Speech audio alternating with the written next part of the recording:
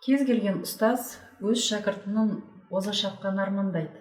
Маған мұғалім болуды жүрекке ұялатып, септігін тигізген, қолыма қаламсақты ұстатып сауатты жазуға, дұрыс сөйлеуге үйреткен алғашқы ұстазым Ташанова Тамара Кузьмичевна.